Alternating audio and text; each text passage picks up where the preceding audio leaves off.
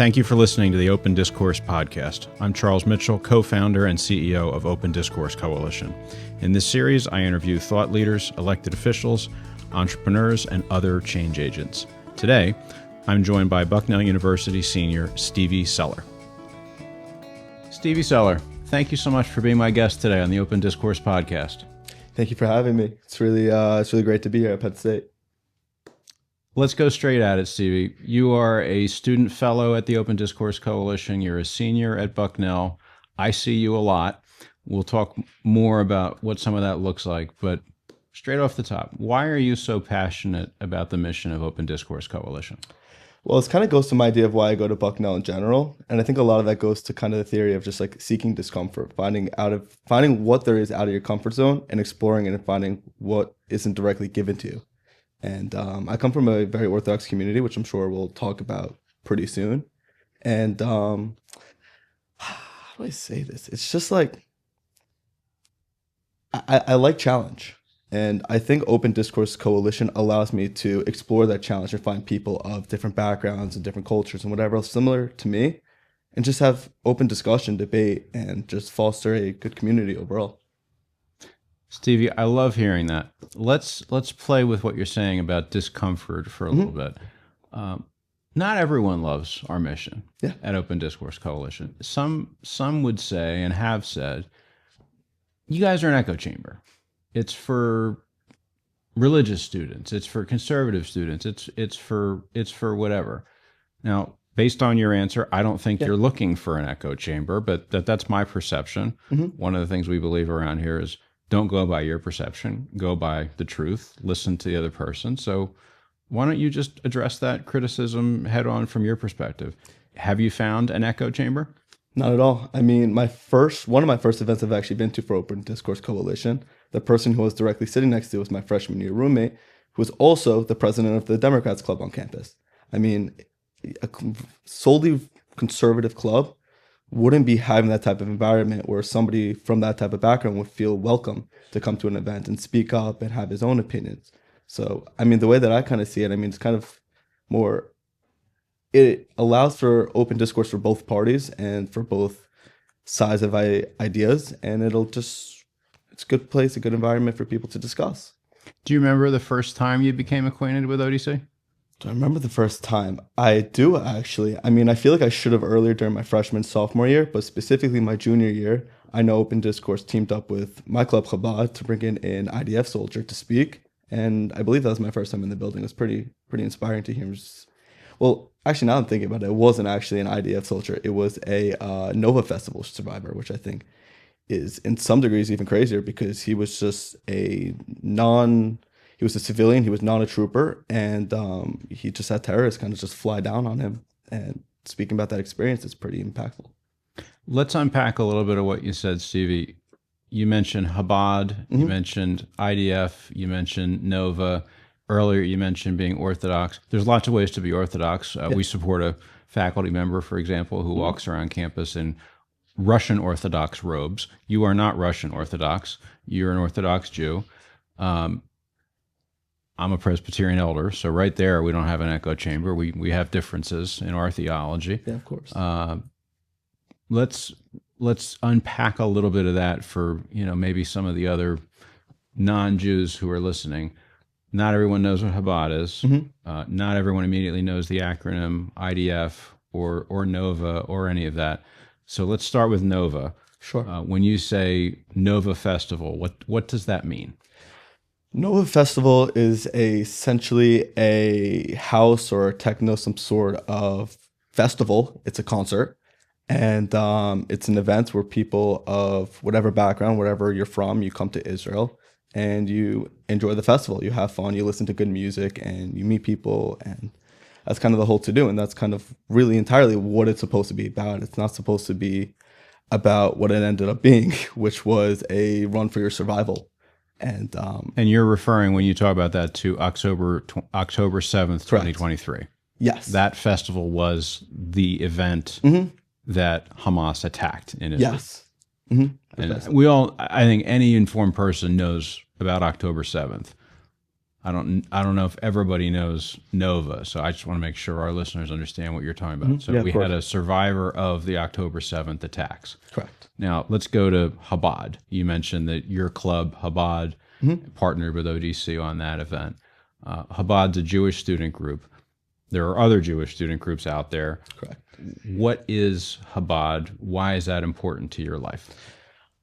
Chabad itself, the way that I personally see it, is more of a extension to family. I mean, you come in, it's an open environment. They'll give you good home cooked food. They'll kind of treat you like a member of their family.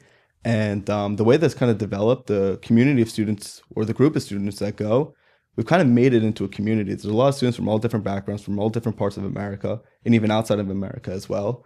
And it created an environment that I don't think other places at Bucknell would allow, other than maybe in a classroom, for us to just like conversate and speak. And it's not directly only religious focused. It's more just about like, how's your day, what classes you're taking, and whatever else it might be. And I feel like that just kind of grew into a big community. How it would potentially differentiate that maybe from Hillel, for example, because they're two separate groups that are on campus. I think that this one is more of a religious focus, while the other one kind of focuses more on culture. I'm not saying one side is better than the other. I'm just saying it's just what your preferences are. If you're not coming from an Orthodox background, I strongly suggest that you kind of understand and you take some opportunity to explore both groups and then figure out what you want. And I think that's what a lot of students have done at Bucknell. What, if anything, must you believe to be part of Chabad? I don't think anything. I mean, I know students that come that are atheists completely. So I don't think you need to have a belief directly in religion, but I do think that you need to have a belief that everybody has a right to speak. Everybody has a right to... Sounds familiar to me. I know. Everybody has a right to question the way they live their life and how they kind of have their moral backgrounds. And I think that as long as you kind of have that mindset, Chabad's an open and welcome place for essentially anybody. One of the joys of my journey with ODC, when we started, I only had ever heard of Hillel. It was a student organization or an on-campus organization when I was an undergraduate at Bucknell. For the record, I started at Bucknell as an atheist and ended up at that time as a Baptist. Now Presbyterian. Did not know this. We can get into all that, but so I'd heard of Hillel. I'd never heard of Chabad. We can talk about how Bucknell and Chabad, how ODC and Chabad connected. But one of the fun parts of my journey has been to learn more about this community. And in fact, your rabbi who runs Chabad, who has become one of ODC's best and dearest friends, was educating me about it and gave me a book to read. So I read a book about the Rebbe. Sure. Learn the history, learn the ethos, and it's part of why I love hearing your comments on this, because I actually do think there are some really interesting similarities. Not altogether. Obviously it has a faith-based mission. ODC does not. But in terms of what I would call that ethos of welcoming people in, wherever they're at least the way I kind of got it from the book on the Rebbe was, you can come to Chabad if you're open to becoming a little bit more Jewish.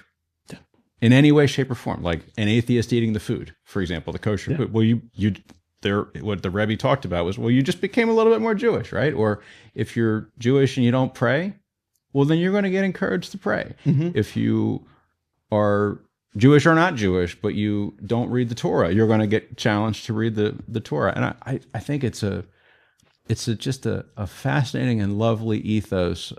In the words of a dear friend of mine who also happens to be Jewish, sort of the ethos is, come a little closer to the campfire.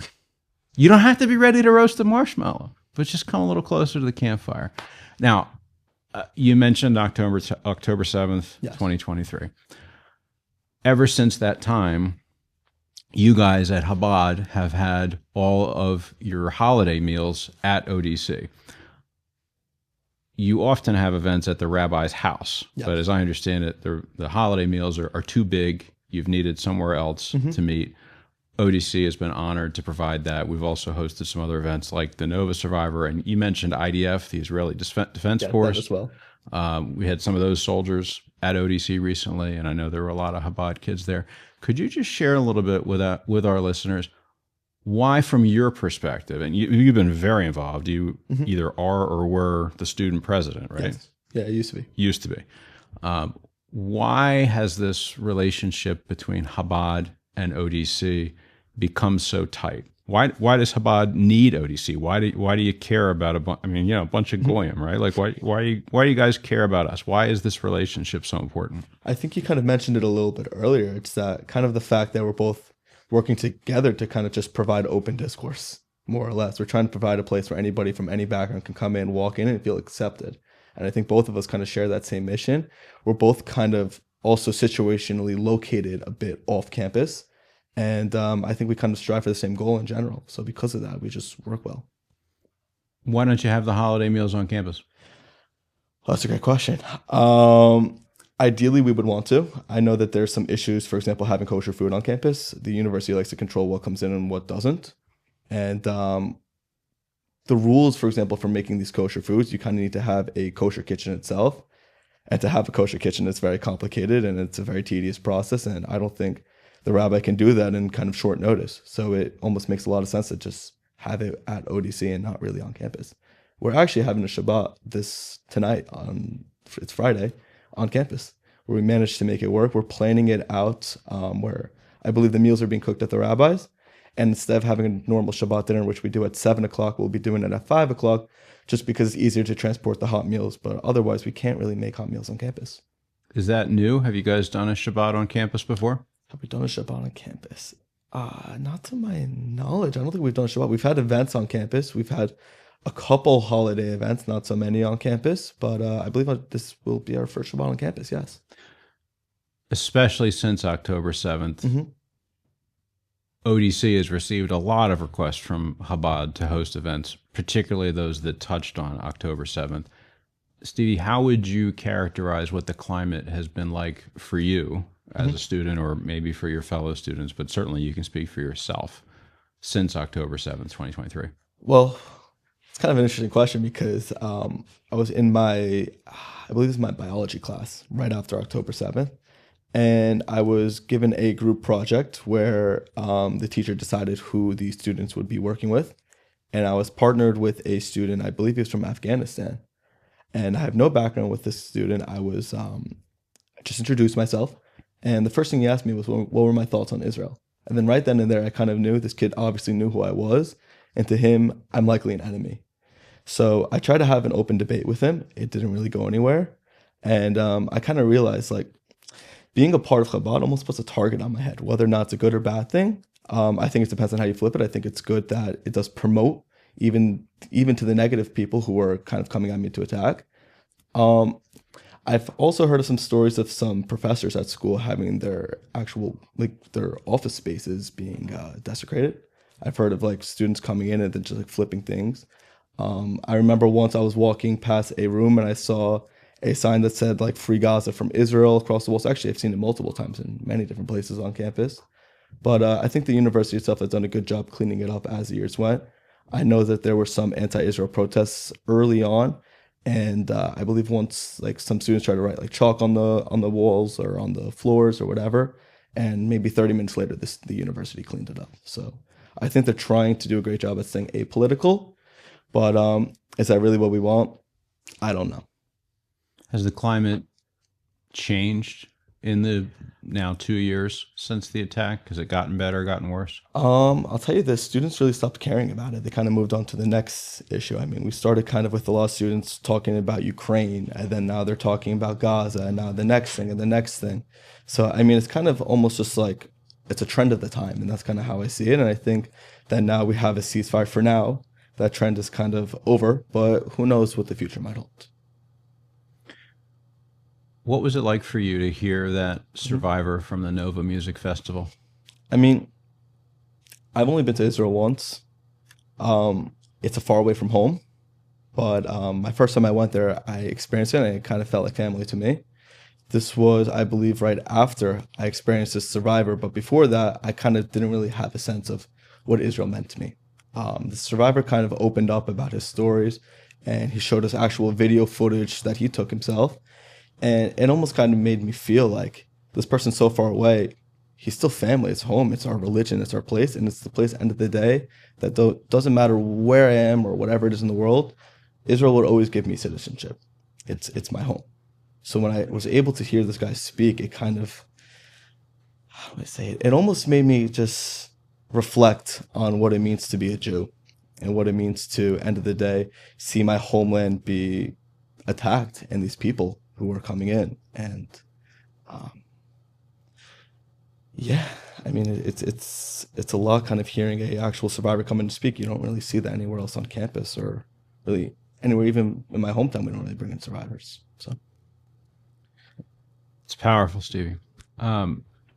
Most of our listeners have never been to the holiday meals that you all have hosted at ODC. Many have probably never participated in a Jewish holiday meal at all. What have those experiences been like for you? And part of the reason I ask is, as you know, there's some generous people who make it possible for ODC to host those events. One in particular, Joe Quintillion, has funded all of that programming this year, but there are others who've supported it in the past. I think it'd just be great for those people to hear from you. What has it meant to you to be able to have those meals in the setting that you have? I think, I mean, to start, from the background that I have and the almost insular community that I'm from, I kind of have an obligation to come back home for the larger holidays. So unfortunately, I haven't really been there to experience. I mean, I was actually there for Yom Kippur. I mean, I believe that was in September time thereabout. And just to be able to have an open discourse coalition, it essentially allows for more students to come, and it's closer to campus as well. So it allows more students in general to get closer to the religion, and it kind of suits my purpose, which is not directly to be a missionary, but to be a resource to kind of give you the option to come, give you whatever it is, make it as easy as it is for you possible for you to observe if that is what you are looking for. And I think being able to have that in open discourse coalition, being able to have these great meals, it kind of gives a lot of incentive for a student who is looking for religion. Hey, maybe this is a great place for me. And I think that partnership between ODC and Chabad, as I said before, is really impactful, and it's going to be even greater as the years go after I leave this university. Stevie, Professor Bill Gruber, both of our professor, has said that in his opinion, those events that you've described, being able to host those has been ODC's finest hour. And I agree with him. Having said that, you have lots of other interactions with ODC beyond the partnership with Chabad. You've graduated from Professor Gruber's leadership seminar. You've participated in other ways. And I know that you feel so strongly about it that you stuck your hand up at the end of your time in the leadership seminar and said, how can I help? And that's how you became a student fellow. With that said, maybe could you share a little more about not just the Chabad part, but your experience with ODC in general, some of the events that have been meaningful to you, and why this has become such a big part of your life? Well, just from a general perspective, I am very much always looking for the next chapter of my life. What can I do to best prepare myself? And the easiest way I found out about Open Discourse Coalition outside of Chabad was essentially the networking connections and what that might bring me.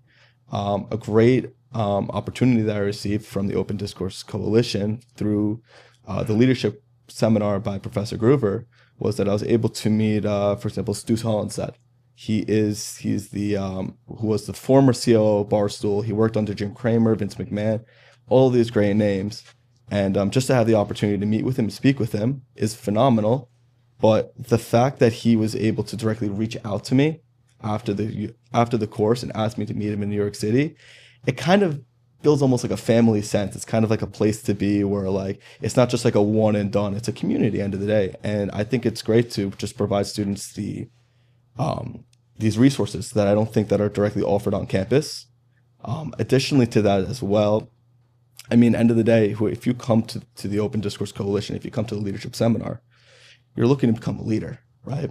There's not a lot of courses like this on campus that are kind of just like an open concept class where students discuss one-on-one together. That's led by the professor, but it's not directly taught by the professor. We have maybe a class or two that's kind of like a sit down and lecture, but the rest of it is essentially, as the organization is, it's open discourse. And I think for me that is really impactful, and I've really appreciated my time with the Open Discourse Coalition. One of the other things I remember about your time so far, Stevie, is I gave you a copy of Ken Langone's book, I Love Capitalism. Yeah. I understand from some of our emails over Thanksgiving that you liked that book pretty well. Yeah. And that you shared your appreciation for it with the author. A lot of our listeners are also readers of that book and fans of its esteemed author, Ken Langone. I think they'd love to hear a little bit about why did you like the book so much, and what did you say to Ken about it, and what did he say to you? Yeah. Well, overall, Ken's kind of polarizing figure in my life. To start, since my freshman year, I've been going to the city every single day from where I live, New York City. And it's about a 2-hour commute. I take the ferry, whatever it is. I'm sitting there on 34th Street. I look up, and there you go. It's NYU Hospital by Ken Langone. I come to this university, Bucknell. You have the ELC, the Clark, all by Ken Langone. I work at Wells Fargo in Charlotte. I look at the board, and what do I see? It's Market Watch, Ken Langone. He's just a man that's following me everywhere.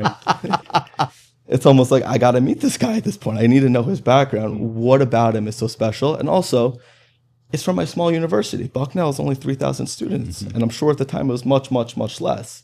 So that kind of inspired me and almost questioned me. Okay, who is this person? What do I want to know about him? Also, I knew he was involved in Home Depot. Not so much directly about his ideas in sales and how exactly he got to where he is with Home Depot and his background. Ideally, I want to go into sales too. That's my goal after college. And I think it's really inspiring kind of seeing his path. Also, the fact that to make millions, you don't need to make billions, you don't need to make your first million by the time you're 25. And I think Ken is definitely a great attestation to that. I mean, he worked very, very hard to make his first million. I believe those are his hardest bucks he's ever earned. So I think to me that is very inspiring. Why specifically I reached out to him is essentially all of that. I mean, to me, he's such an inspiring figure. I want to get to know him. I also, from a personal standpoint, I don't like the idea of networking in the sense of just making a one-time interaction. I like to build relationships even without a direct motive, because who knows when these relationships might come to play in the future. And maybe or not, that might be the case with Ken Langone, but I've reached out to so many other alumni and I've made some great connections, and who knows, some of them have actually paid off. That's kind of how I have my job in New York City right now. Well, since some of our listeners may be watching this saying, oh, he's a senior, maybe I could get him into my business. We should disabuse them of that notion. Where are you headed after graduation, Steve? I'll be working at Wells Fargo. I'll be working in their brokerage for their client onboarding. Well, congratulations. That's great that you have that nailed down. And also, I'm very grateful that we get to work together in the meantime. Thank you. You've been doing a great job getting the word out on campus. As you know, Stevie, there's a handful of other questions that I ask everyone who appears on this podcast. They're delightfully revealing and fun. There is one ground rule. You are not allowed to undercut your answer. You can't say, you've probably heard this before, or this is going to be right, or whatever, because there is no such thing as a right answer. And yeah, I have heard some answers before, and it's fun to compare yours to theirs. So with that ground rule in place, what's a great book you would recommend to our listeners? Well, in general, I'm not really a big book guy. I have ADHD. I've always kind of struggled in the sense of sitting down for a long time and having a book in my face. But one that I'm actually reading right now is about how Navy SEALs lead and win. It's kind of a lot about the sense of self-accountability, that even if you don't directly see, for example, a great example that this book is actually going over right now that I'm actually reading is a SEAL officer who was given a task in, I believe it was Iraq, to lead his troops into a very dangerous battle, while also being there with the Iraqi soldiers working side by side. The SEALs are going to have to trust the Iraqi soldiers. It's kind of difficult for them because they don't really know their background or whatever. And the SEAL officer doesn't really understand, how exactly do I lead this task, right? How do I bring my officers to trust these people? And also, why? What's the purpose of this? It might lead to a lot of my own casualties. And that's pretty impactful. So the understanding that I kind of took from this and what I learned personally is that the SEAL officer, the way that he thought about it, is, okay, why are they making me do this? What are we kind of getting at here? And what he came up with, okay, they're making us do this is because they want these Iraqi officers to learn, to understand how the SEAL team work. So hopefully one day the SEALs can leave and these Iraqi soldiers can come take over and be their own protectors of their nation. So because of kind of focusing and finding a new understanding to the given problem, the soldier itself was able to convince his other team, his whole team, to join the mission. And there's a lot of stories like that in this book, and it's honestly really not just one inspiring, but it's two. Well, honestly, yeah, it is inspiring. It kind of just like pushes me in a sense to kind of find different answers and to lead in, I guess, ways that maybe others might not think off the top of your head. And I think that's very impactful to me. And I totally would recommend that book to anybody that listens. I can, I guess, give you the information after if anybody reaches out to you. Great. Yeah. All right, next one. Who's your favorite world historical figure? Favorite world historical figure? I'm going to have to go with Moses on this. And I'm going to tell you why. It's his absolute selflessness. A great story towards the end of his, chapter in the Bible is him hitting the rock. He hit it twice. First time he hit it was for the water, right? The water didn't come. God only told him to hit it once. He hit it twice, knowing that if he hits it twice, the water will come, but that also he wouldn't be able to go into Israel. But he did it anyway, just to kind of show selflessness. I'm going to give them water, even though if it's going to cost me not going to Israel. And I think that's really important and impactful into my own life, that sometimes as a leader, the mission is greater than you. And I think that's what Moses essentially strived for. And that's what he was. I love that in both of your answers, there's lots of leadership lessons. You're showing all the signs of being a student of Gruber. And therefore, the last question I'm going to ask you was inspired by Professor Gruber. Is there an example you can remember in your life of some really influential advice you received? Yes, actually. This was by one of the heads of... It was one of the heads of risk at the hedge fund that I worked at my sophomore year. The last day before I left, I was given a tidbit of advice by one of the, the head of risk. And what she told me was, in life, it's important what you know, but it's more important who you know, right? And that's kind of the whole idea of what I was saying before about the alumni and making connections and whatever else. Life is all about kind of building those opportunities, building those relationships, because those relationships can create opportunities. And her advice to me was, she's seen a lot of people who haven't been 100% at their job or whatever, but they still managed to keep it during really tough times, kind of because they were liked all around by the office or the place that they were, and the place would be negatively impacted without them just because of their overall personality and their relationship building and whatever else. So to me, that's honestly been really impactful. I love it. Stevie, you and your fellow students are the reason why we do this work. It's a pleasure to hear your reflections on how this work matters to you. It's an honor that you have now jumped in with your own two hands to make more of these opportunities available to students in your final year. Look forward to doing more of that work together. Thank you so much for being my guest today. Of course, yeah, it was great being here. Thank you, Charles. Thanks again for listening to the Open Discourse podcast. This podcast is brought to you through the generosity of the Shearer Group of Companies in State College, Pennsylvania. If you'd like to keep it going, please subscribe on your favorite podcast platform and consider making a donation at opendiscoursecoalition.org/donate. See you next week.